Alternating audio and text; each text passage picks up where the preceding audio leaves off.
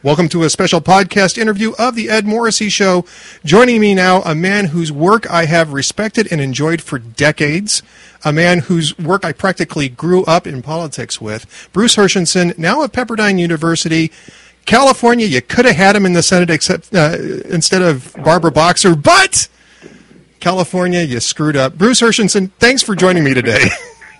Thank you so much, Ed. Thanks for what you said. And just to walk through the introduction here a little bit, I remember watching you on KABC for many years, where you would debate politics of the day with former Senator John Tunney, a name that maybe most people don't even remember at this point in time, but was spirited and respectful debates on KABC TV in Los Angeles. And my goodness, that was so much fun and so enlightening.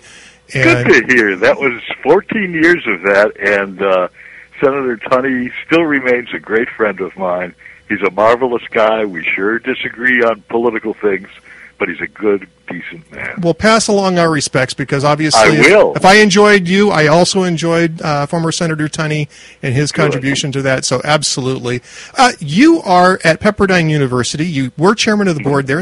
Now you're a senior fellow and, of course, an accomplished author. You've written many books. You have a new one out, Obama's Globe, a president's abandonment of U.S. allies around the world. And this is coming out at an interesting time, because the focus of the particular election that we're in right now has been so much on domestic policy, economic policy, really, entitlement policy, that foreign policy, which is normally a strength for an incumbent president running for a second term, has been completely off the table pretty much the entire 3 months that we've been in general election mode. Why do you think that is? It is because the president, I believe, almost considers foreign policy a nuisance.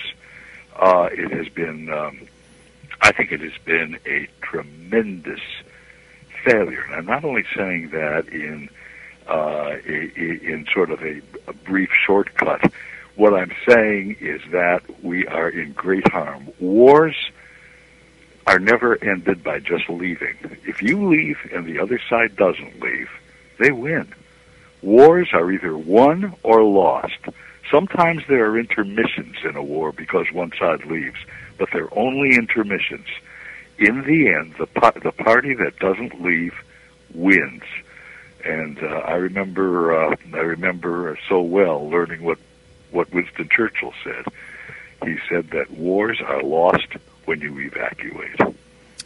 Yeah, and I think the Iraq War is actually a pretty good example of an intermission. I think we had a 12-year intermission in the Iraq War. We packed up and we left with a sizable force still left behind to impose the no-fly zone and other nonsense on Saddam Hussein. But it was a war that was unfinished and that ended up having to be fought all over again. The whole march into Baghdad and everything else. Do you see that happening in Afghanistan, or do you think a departure there is just a loss? Okay, and it is a.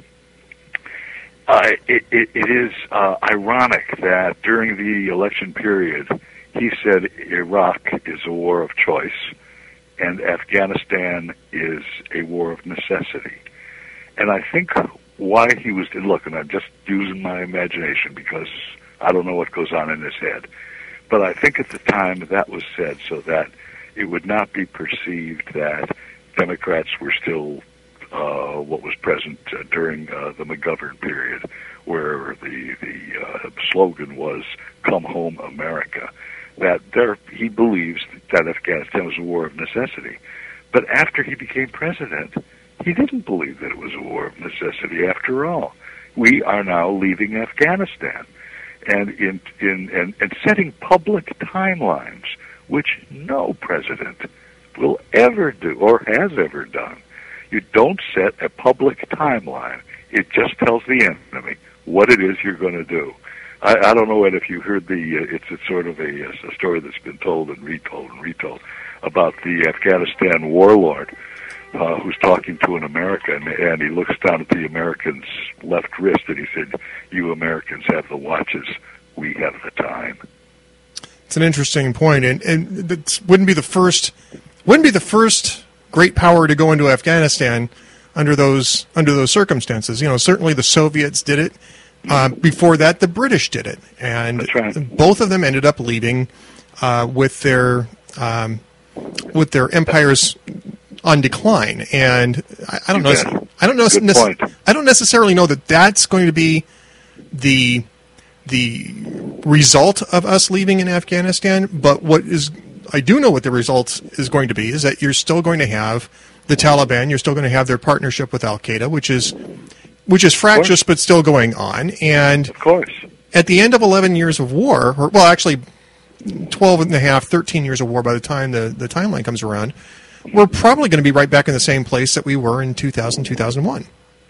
I think much worse, because in the meantime, we have abandoned so many of our allies. Good point. We have abandoned Czechoslovakia, still called Czechoslovakia, the Czech Republic. The Czech Republic, we've abandoned Poland. We've abandoned President Saleh of Yemen. We've abandoned President Ben Ali of Tunisia. We are for sure abandoning Israel. Anyone who heard the speech of last year, the rather famous May 19th speech on Israel, knows that. We are abandoning and insulting allies of ours during a war. I think it's going to be much worse. I feel that if this goes on for another 4 years, we're going to lose. That's all. We are going to lose. And what loss means is beyond comprehension.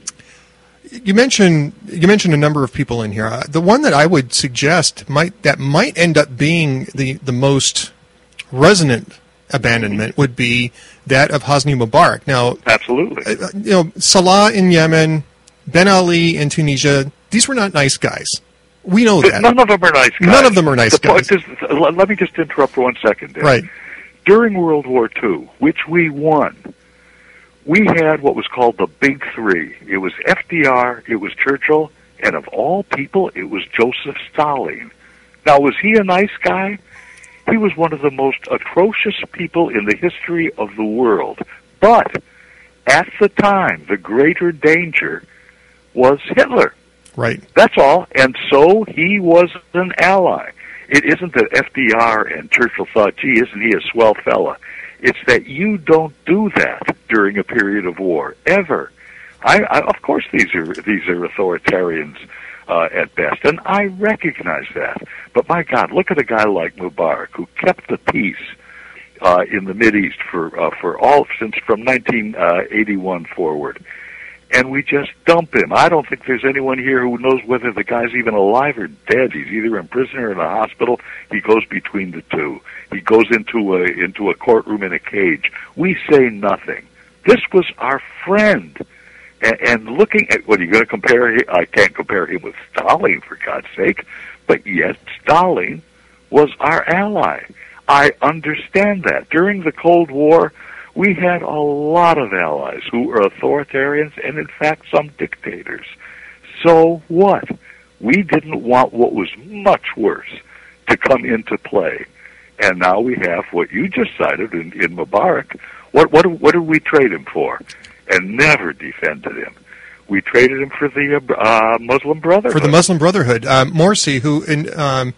And by the way, not to be confused with Ed Morrissey, who is Irish, by the way. I just want to make sure that that's clear. But President Morsi just dismissed the head of the Egyptian military, and the Muslim Brotherhood has taken over the Egyptian military, which was supposed to be the big bulwark against Muslim Brotherhood extremism. I mean, that was supposed to that was what we were banking on. Well, we knew the Muslim Brotherhood would probably wind up replacing Mubarak in the government, but I think that there was a thought that the military in Egypt was somehow going to be a bulwark against extremism in the same way that the Turkish army had been, until recently, a bulwark against Islamic extremism in Turkey. And actually, in neither of those two places is that actually playing out. Correct.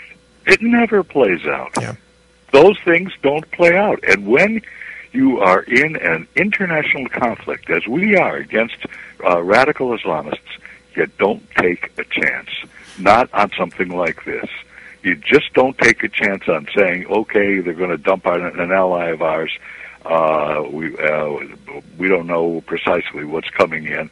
We'll take a chance. No, you don't, because you can darn well predict what's going to take over. Bruce, what does that message send specifically about Mubarak? I want to talk about Libya in a minute because it's a somewhat different situation, but sure. but there's an argument to be made that we did the same thing in Libya, or only maybe even worse.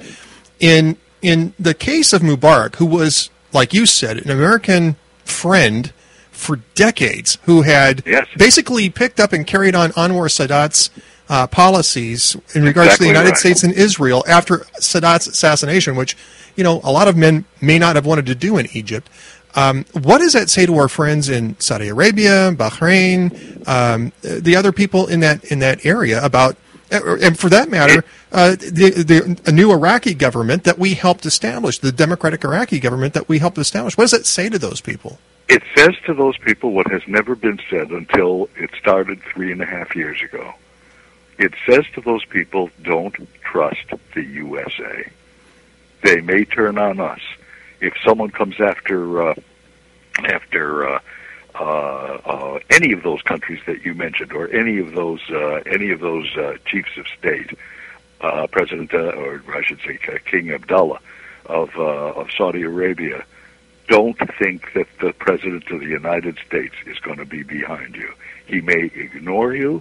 He may go against you. If he ignores you, he is going against you.